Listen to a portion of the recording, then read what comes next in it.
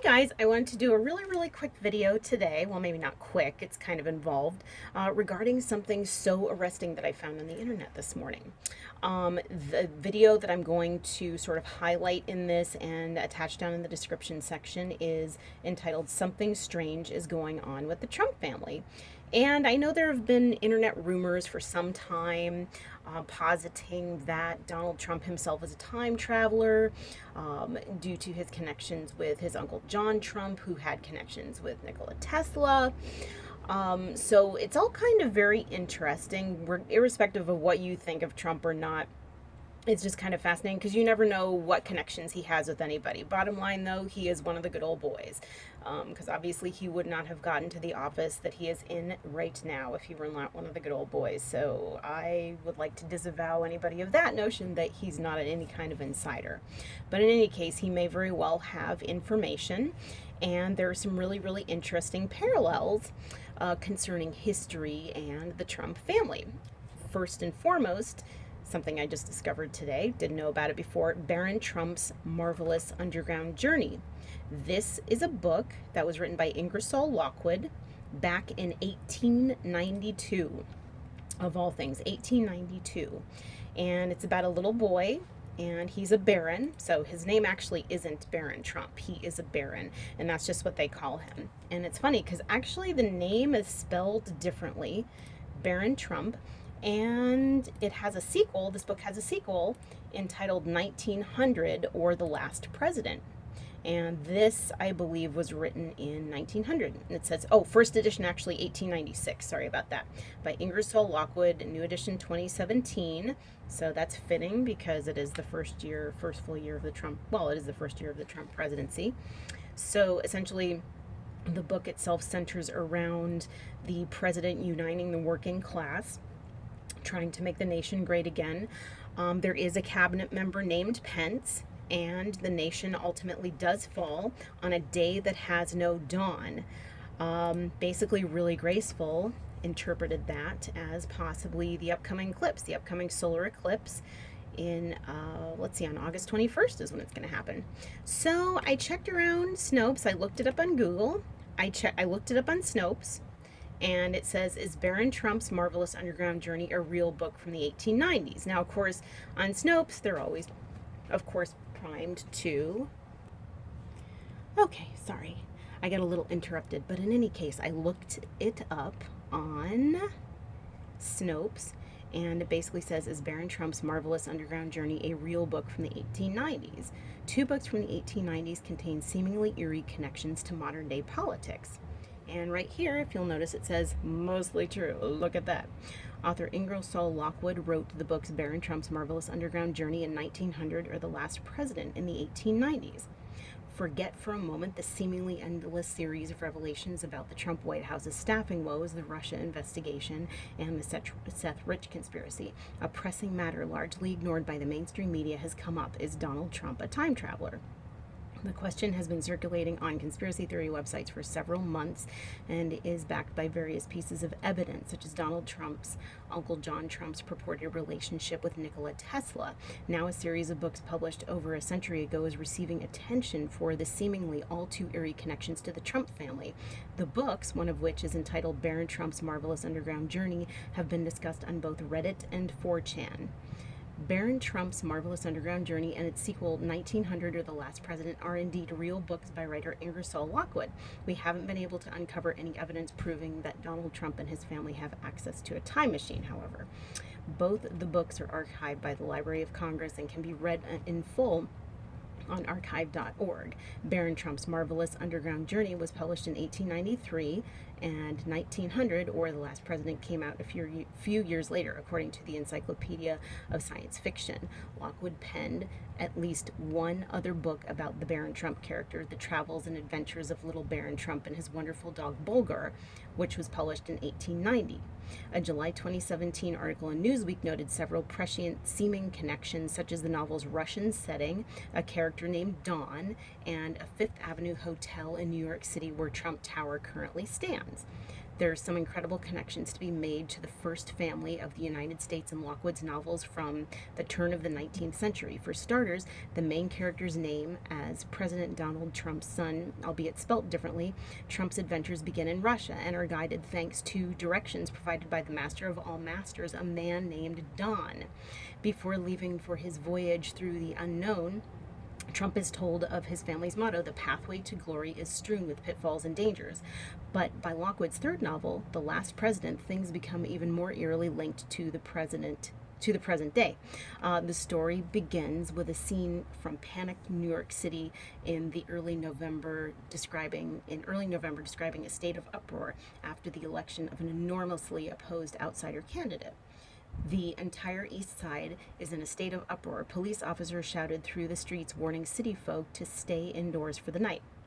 Mobs of vast size are organizing under the lead of anarchists and socialists and threaten to plunder and despoil the houses of the rich who have wronged and oppressed them for many years. The Fifth Avenue Hotel will be the first to feel the fury of the mob, the novel continues, citing an address in New York City where Trump Tower now stands.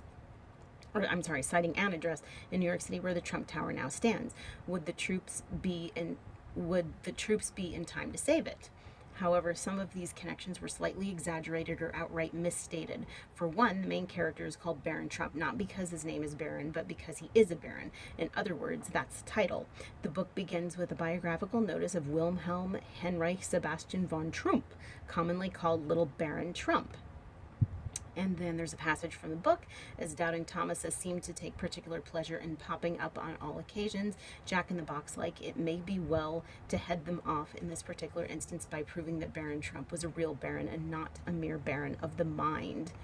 Newsweek similarly mistakes the Don Fum character's honorific for his name, calling him a man named Don. In fact, Don is a Spanish honorific meaning Mr., and the character, a learned Spaniard, was introduced by Lockwood on page 2 of Baron Trump's marvelous underground journey.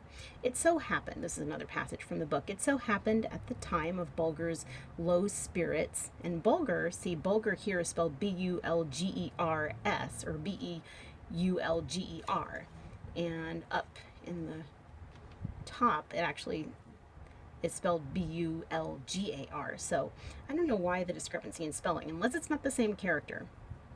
But it just so happened at the time of Bulger's low spirits that the elder baron had, through the kindness of an old school friend, come into possession of a 15th century manuscript from the pen of no less celebrated thinker and philosopher than the learned Spaniard Don Constantino Bartolomeo Strepholdenfrigalius, commonly known among scholars as Don Fum, entitled A World Within a World.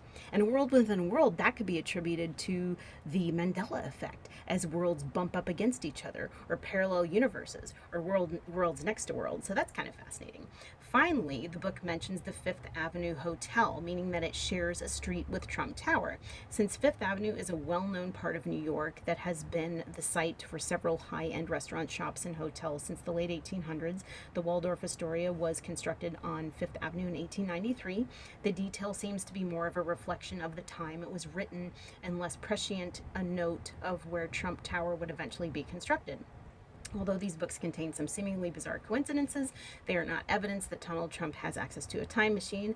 Time travel conspiracy theories such as this one pick and choose material to support their conclusions while ignoring everything else.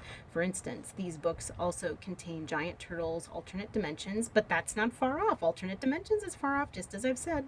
A battle with a big white crane, a dog named Bulger, and a little smiling man frozen in time. Since the aspects have no clear connection to the Trumps, they are omitted from the conspiracy theory. But even still, I mean, to have a cabinet member named Pence in The Last President, that's pretty crazy. I don't have a lot of time left, but one thing I also did want to mention is it's kind of funny because The Last President takes place in 1900, and obviously we've passed 1900, or have we? Because I actually came across something else very recently entitled The Phantom Time Hypothesis. And I wanted to give you a little bit of a review on that because I found it absolutely fascinating. In 1986, German historian Heribert Illig started developing. In 1986, German historian Heribert Illig started developing the phantom time hypothesis. This theory states that the years AD 614 to AD 911 never actually took place, AD and the early 911. Middle Ages as we know them are a lie. Followers of this idea argue that key historical events and figures, from Charlemagne to Alfred the Great, either existed at another time in history or have never been anything more than fictional. Perhaps they were even the result of deliberate falsifications by a few powerful individuals. But is it true? Are we really living not in the 21st century, but in the 18th century? A pivotal moment behind this conspiracy was the introduction of the Gregorian calendar in AD 1582 under Pope Gregory XIII. This is the calendar we know and use today, but the Gregorian calendar is really a modified version of the Julian calendar, which was created in 45 BC. However, it had a significant flaw. It was based on lunar cycles, but miscalculated their length, so that each year on the calendar was really 10.8 minutes too long. This may seem like a small mistake, but over time the minutes added up. And in October 1582, the Gregorian calendar was designed to remedy the problem of accumulated time. To do this, it made the calendar 10 days shorter. This event sparked Heribert Illig's first concerns. He calculated that the 1,627 years that had passed since the Julian calendar began in 45 BC actually amassed a 13-day discrepancy. By skipping just 10 days in 1582 instead of 13, the new calendar only accounted for the extra time that had been accumulated up until 1282. Therefore, 300 years were missing from the Pope's calculations. But where did the Pope get an extra 300 years from to bring the calendar up to 1582?